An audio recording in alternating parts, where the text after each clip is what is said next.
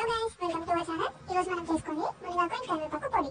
ముందుగా మునగాకు అండ్ కరివేపాకుని సన్ డ్రై చేసుకొని పెట్టుకోండి. ఒక పాన్ లో 2 to 3 టేబుల్ స్పూన్ ఆయిల్ వేసుకొని మినపప్పు, శనగపప్పు, జీలకర్ర, ధనియాలు, ఎండుమిర్చి వేసి గోల్డెన్ బ్రౌన్ వచ్చే వరకు ఫ్రై చేసుకోండి. కొంచెం కలర్ చేంజ్ అయిన తర్వాత పక్కకి తీసుకొని అదే పాన్ లో ఇంకొంచెం ఆయిల్ వేసుకొని మునగాకును కూడా గోల్డెన్ బ్రౌన్ వచ్చే వరకు ఫ్రై చేసుకోండి.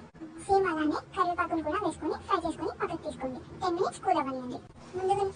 ముందుగా ఫ్రై చేసుకున్న శనగపప్పు, మినపప్పు మిక్చర్ని గ్రైండ్ చేసుకోండి. అందులో టేస్ట్కి సరిపడా సాల్ట్, కొంచెం పసుపు, లెమన్ సైజ్ చింతపండు, ఒక వెల్లుల్లిపాయ వేసుకొని గ్రైండ్ చేయండి. నేను ఈ వెల్లుల్లిపాయ చింతపండు క్లిప్ని మిస్ అయ్యాను, మీరు వేసుకోండి. నెక్స్ట్ మునగాకు అండ్ కరివేపాకు కూడా యాడ్ చేసుకొని గ్రైండ్ చేసుకోండి. అంతే, ఎంతో టేస్టీ అండ్ సింపుల్ అయిన మునగాకు పొడి రెడీ.